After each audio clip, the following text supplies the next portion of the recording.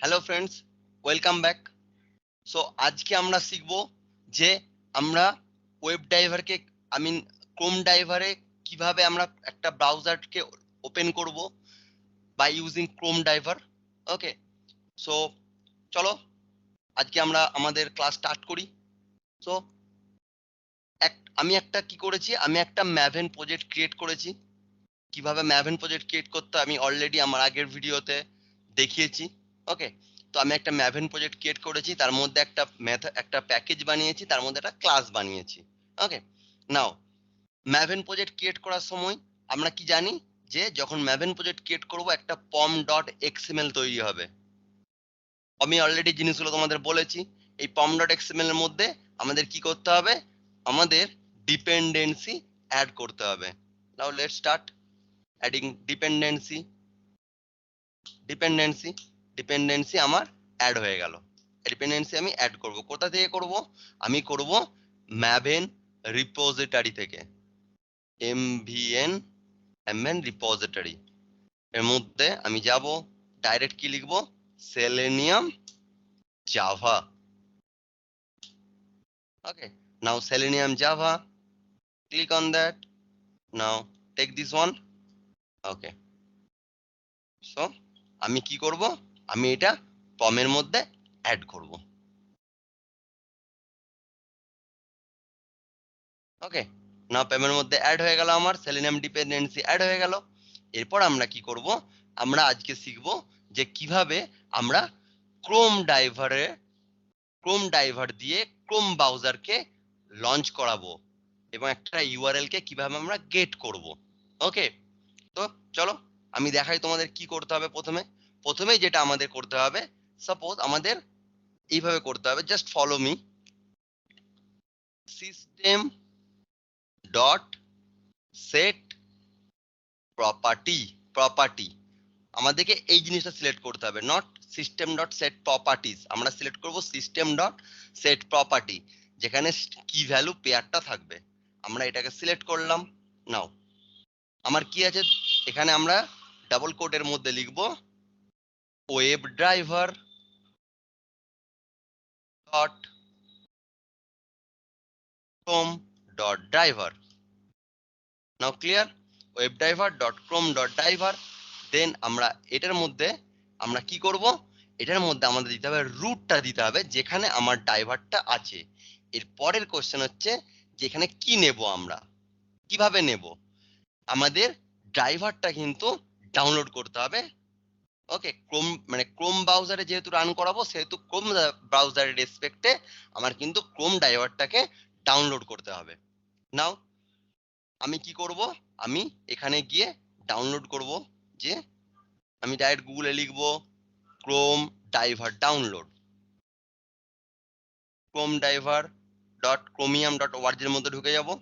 এখানে কারেন্ট রিলিজের মধ্যে দেখতে পাচ্ছি আমি মাল্টিপল প্রচুর ব্রাউজার প্রচুর ড্রাইভার দেওয়া আছে ভার্সন রেসপেক্টে। সবসময় একটা জিনিস ভালো করে মাথায় রাখবে, যখন আমরা ক্রোম ড্রাইভারটা যখন আমরা ইনিশিয়ালাইজ করব বা ক্রোম ড্রাইভারটা ডাউনলোড করব, সেটা কিন্তু সবসময় যে ক্রোম ড্রাইভারটা ডাউনলোড করব সেটা কিন্তু আমার যে সিস্টেমের যে ক্রোম ব্রাউজারের যে ভার্সন, সেই ভার্সনের সঙ্গে ম্যাচ হতে হবে। আমি এখন চেক করব সিস্টেমের ব্রাউজারের ভার্সন কি আছে।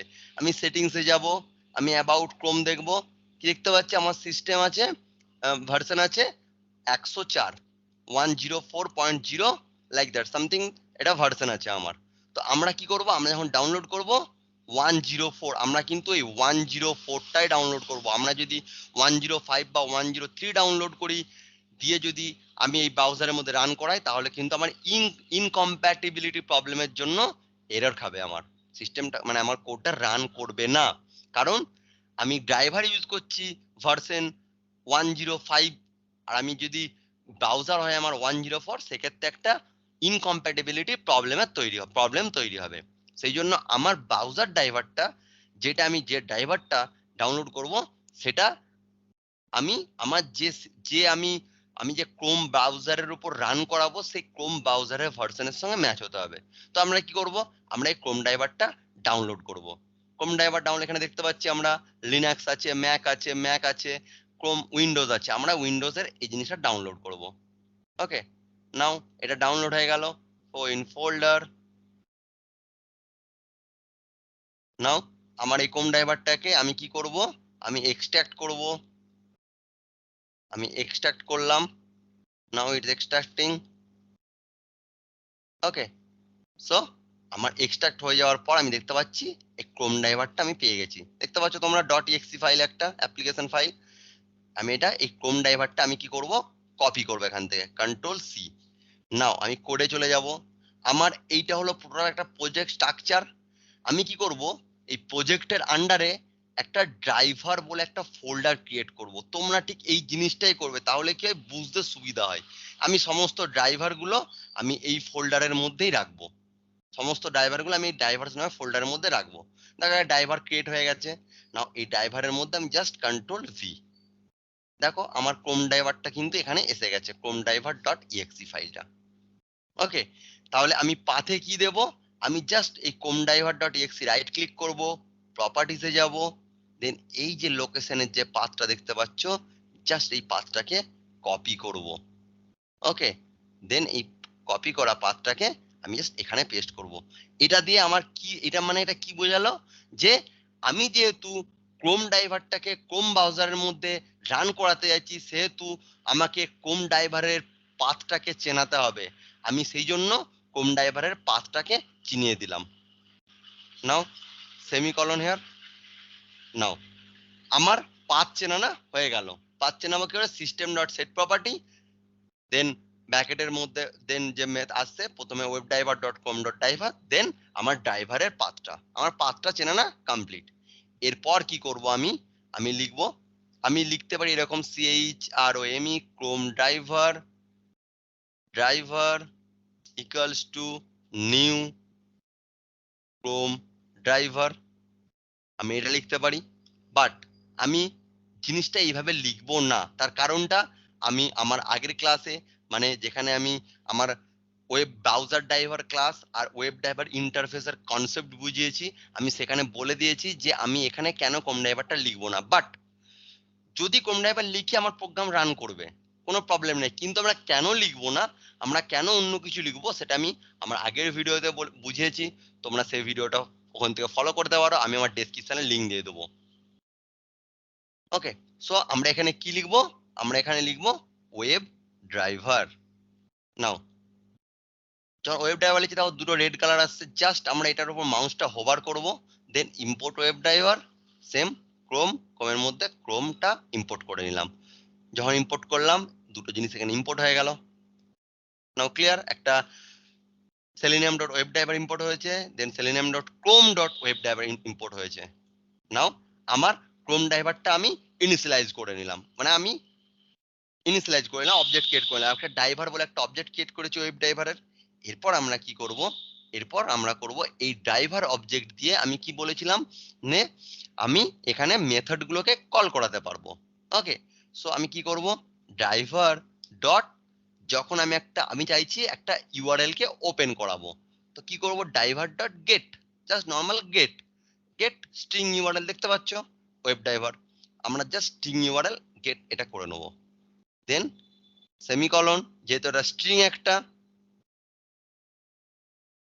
কেন স্ট্রিং দেখো, দেখতে পাচ্ছ গেটের উপর জাস্ট মাউসটা নিয়ে যাও, কি দেখাচ্ছে না, void org selenium webdriver dot get, এটা একটা স্ট্রিং ইউআরএল। তো স্ট্রিং কিভাবে লিখতে হয়, ডাবল কোটের মধ্যে। আমি এর মধ্যে আমার একটা যে কোনো একটা সাইট দিয়ে দিচ্ছি, একটা ডাম্মি সাইট দিয়ে দিচ্ছি, আমি এই সাইটের ইউআরএলটা আমি কপি করলাম, দেন আমি এখানে পেস্ট করলাম। ওকে, নাও সেভ করলাম। তো আমি এখানে তিনটে স্টেপ করব, একটা ব্রাউজারকে, মানে একটা ব্রাউজারকে ওপেন করানোর জন্য, একটা ইউআরএল কে একটা ব্রাউজার ওপেন করানোর জন্য আমি তিনটে স্টেপ করব। প্রথমে আমাকে মানে সেট প্রপার্টি করে আমাকে পাথটা চেনাতে হবে, কোন প্রথমত আমাকে দেখতে হবে যে কোন ড্রাইভার আমি কোন ড্রাইভারের উপর কাজ করছি আমি। ক্রোম ড্রাইভার হলে ক্রোম, ফায়ারফক্স হলে ফায়ারফক্স, আমাকে ড্রাইভারটা দেখাতে হবে, দেন আমাকে ড্রাইভারটা কোথায় আমি রেখেছি, ড্রাইভারের পাথ বা ফাইল লোকেশনটা চেনাতে হবে আমাকে, দেন আমাকে ড্রাইভারটা ইনিশিয়ালাইজ করতে হবে। Web driver equals to new Chrome driver, একটা অবজেক্ট ক্রিয়েট করে, দেন সেই অবজেক্টটা দিয়ে আমি জাস্ট ওই যে মেথডটা আছে সেই মেথডটা কল করাবো। ওকে, এই ক্লাস মেথডটাকে আমি কল করাবো বা ইন্টারফেসের মেথডটাকে আমি কল করাবো।